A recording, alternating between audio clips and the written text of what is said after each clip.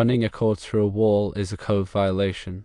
Article 400.8 of the National Electrical Code specifically addresses uses not permitted for flexible cords and flexible cables. It clearly states that flexible cords shall not be used through holes in walls, ceilings, or floors. This prohibition is in place for several safety reasons. Firstly, cords are not designed to be permanently installed within a building structure. They lack the necessary protection against physical damage, such as abrasion or compression, that can occur within a wall cavity. Secondly, cords are not rated for the temperature extremes and environmental conditions that may exist within a wall. Thirdly, running a cord through a wall creates a fire hazard. If the cord becomes damaged or overheated, it could ignite combustible materials within the wall. Fourthly, cords are not designed to be concealed within walls. This makes it difficult to inspect and maintain the cord, and it increases the risk of undetected damage. Because of all of these potential reasons, it is generally not permissible to run flexible cords through walls, ceilings, or floors. Let's delve a little deeper into the specifics of Article 400.8. This section provides a comprehensive list of prohibited uses for flexible cords and cables.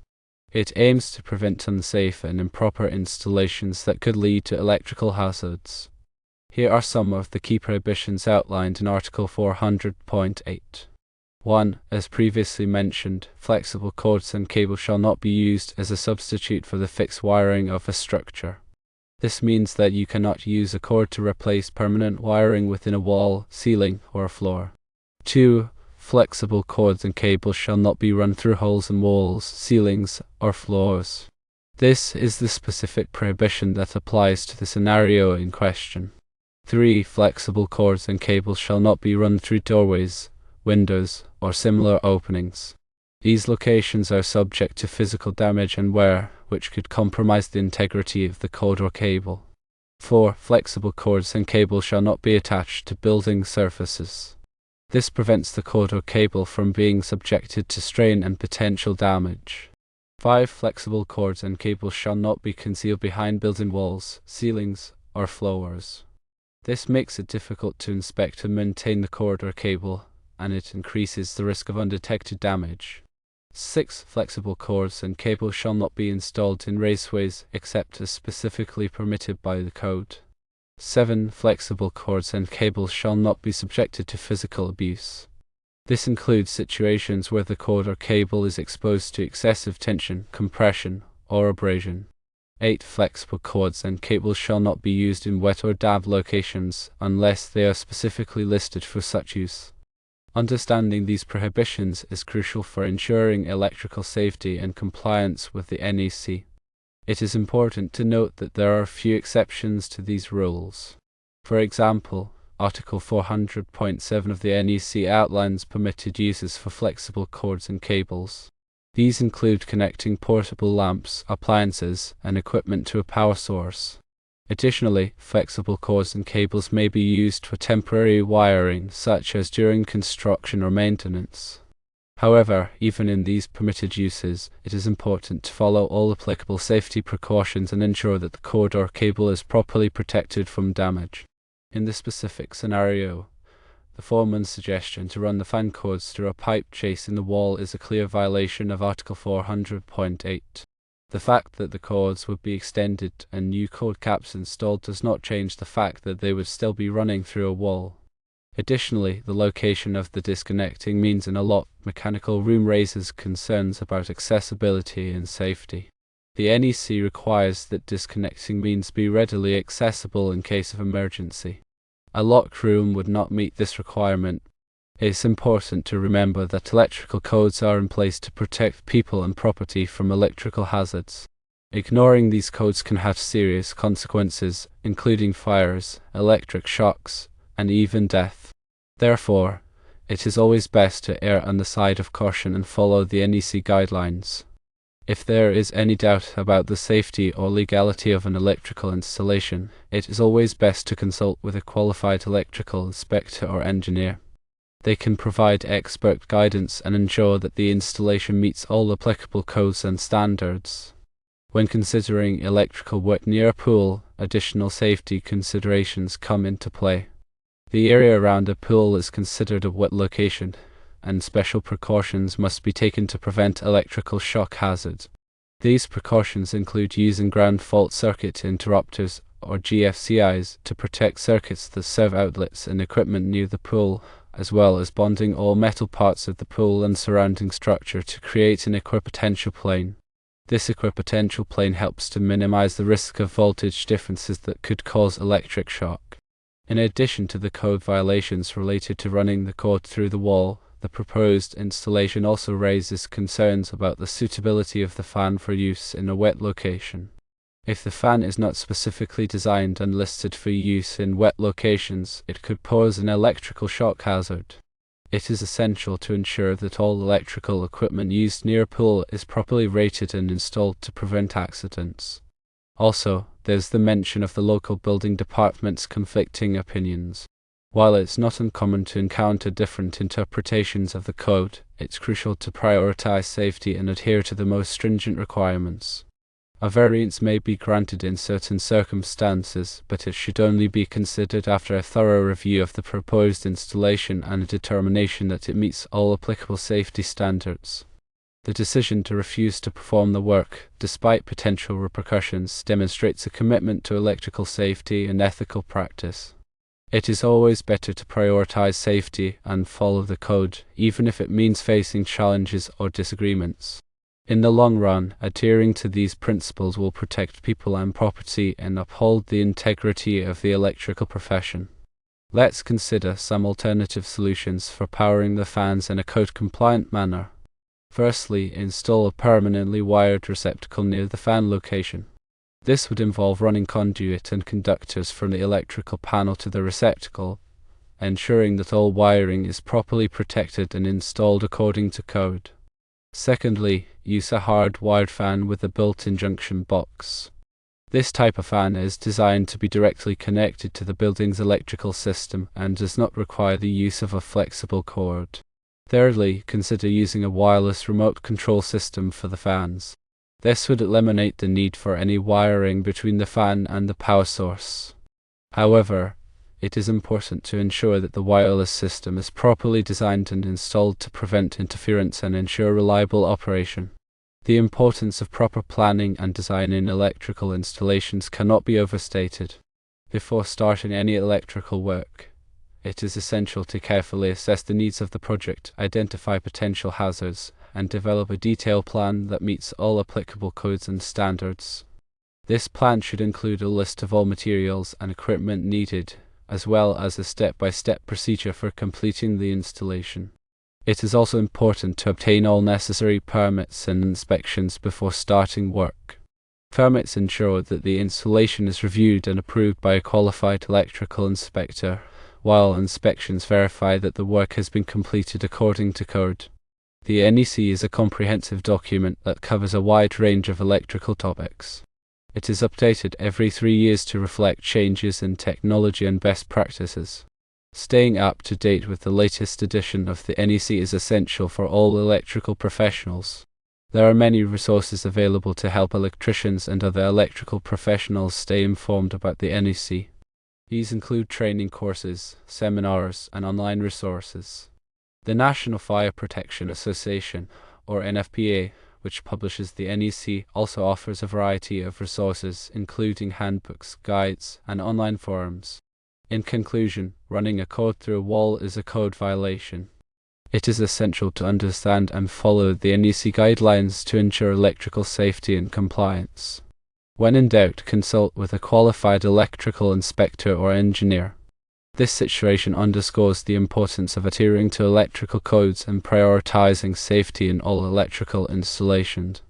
Article 400.8 serves as a clear prohibition against running flexible cords through walls, ceilings, or floors due to the inherent risks of damage, overheating, and fire hazards. It is crucial to explore alternative solutions that comply with the code, such as installing a permanently wired receptacle or using a hard-wired fan with a built-in junction box.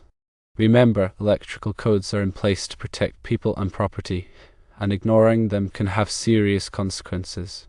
Always prioritize safety and consult with qualified professionals when necessary. Foreman's desire to cut the cord cap off and extend the cord introduces several issues. Firstly, cutting off the cord cap could void the manufacturer's warranty on the fan. Secondly, extending the cord requires making proper splices and connections, which must be done in accordance with the NEC. Improper splices can create a fire hazard. Thirdly, the new cord cap must be properly rated for the application and securely attached to the cord.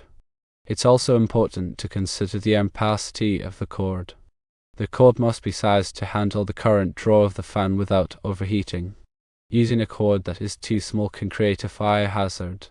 The fact that the fan can be switched by a pull string doesn't negate the need for a readily accessible disconnecting means. The disconnecting means is intended to allow for safe isolation of the fan for maintenance or repair. A pull string is not a substitute for a proper disconnecting means. In addition to the NEC, local codes and regulations may also apply to the installation. It's important to check with the local building department to ensure compliance with all applicable codes.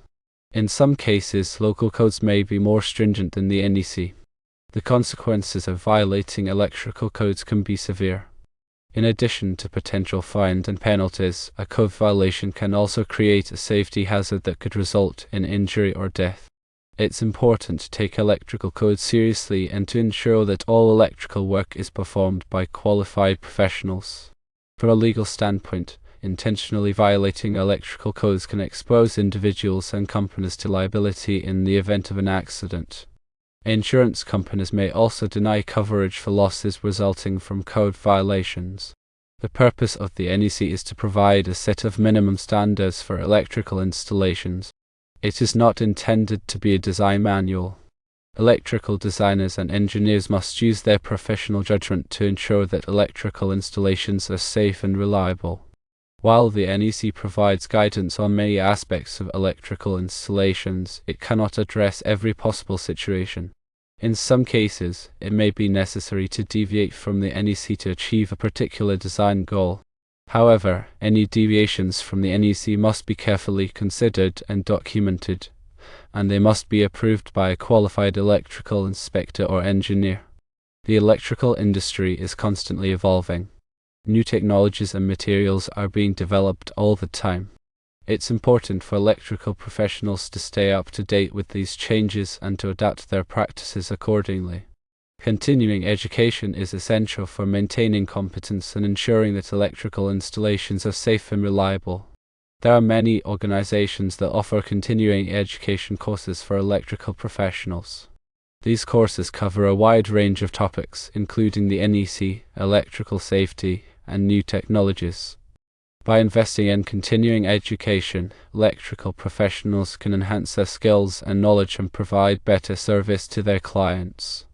In the context of running a cord through a wall, it's important to distinguish between flexible cores and cables and permanently installed wiring methods such as non-metallic sheath cable or NM cable and electrical metallic tubing or IMT. NM cable is designed for use in dry locations and is typically used for residential wire. EMT is a rigid metal conduit that is used to protect conductors from physical damage. Both NM cable and EMT are approved for use in walls and ceilings, provided that they are installed in accordance with the NEC. Flexible cords and cables are not approved for use as a substitute for these permanently installed wiring methods. Another consideration is the type of wall in question. If the wall is a fire-rated wall, any penetrations through the wall must be properly sealed to maintain the fire rating.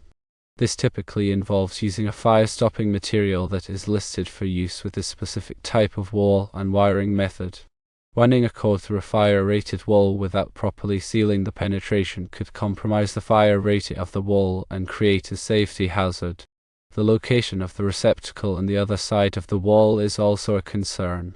If the receptacle is located in a wet location, such as a pool mechanical room, it must be a GFCI protective receptacle.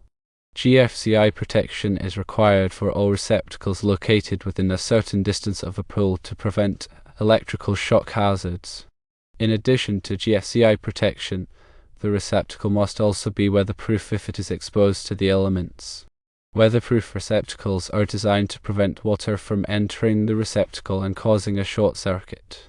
The use of a locked pull mechanical room as the location for the disconnecting means is also a violation. Firstly, the disconnecting means has to be readily accessible. Secondly, that would require the use of tools to gain access. Thirdly, that would require one to search for the person with the key. All of these considerations prevent the disconnecting means to be considered as readily accessible. Another way to consider is the potential for future modifications to the electrical system. If the fan is permanently wired, it is easier to make changes to the wiring in the future. For example, if the fan needs to be replaced or relocated, the wiring can be easily modified. However, if the fan is connected with a flexible cord, it may be more difficult to make changes to the wiring. In summary, the proposed installation violates several provisions of the NEC. Running a cord through a wall is prohibited by Article 400.8. The location of the disconnecting means in a locked room is a violation of the accessibility requirements. The absence of GFCI protection for the receptacle in the pull mechanical room is a violation of the wet location requirements. And the failure to properly seal the penetration through the fire-rated wall, if applicable, is a violation of the fire protection requirements. It is essential to follow all applicable codes and standards to ensure electrical safety and compliance. If in doubt, consult with a qualified electrical inspector or engineer. The National Electrical Code provides guidance on a wide range of electrical installations, including wiring methods, overcurrent protection, grounding, and equipment installation. The NEC is updated every 3 years to reflect changes in technology and best practices. Staying up to date with the latest edition of the NEC is essential for all electrical professionals. There are many resources available to help electricians and other electrical professionals stay informed about the NEC. These include training courses, seminars, and online resources. The National Fire Protection Association, which publishes the NEC, also offers a variety of resources, including handbooks, guides, and online forums. In addition to the NEC, local codes and regulations may also apply to electrical installations. It's important to check with the local building department to ensure compliance with all applicable codes. In some cases, local codes may be more stringent than the NEC. The consequences of violating electrical codes can be severe. In addition to potential fines and penalties, a code violation can also create a safety hazard that could result in injury or death. It's important to take electrical codes seriously and to ensure that all electrical work is performed by qualified professionals. The NEC is not just a set of rules and regulations. It is a comprehensive guide to electrical safety that is based on years of experience and research. By following the NEC, electrical professionals can help to prevent electrical fires, shocks, and other hazards. The NEC is a living document that is constantly evolving to meet the changing needs of the electrical industry. It is important for electrical professionals to stay informed about the latest changes to the NEC and to adapt their practices accordingly. The goal of the NEC is to provide a safe and reliable electrical system for everyone. By following the NEC, electrical professionals can help to achieve this goal.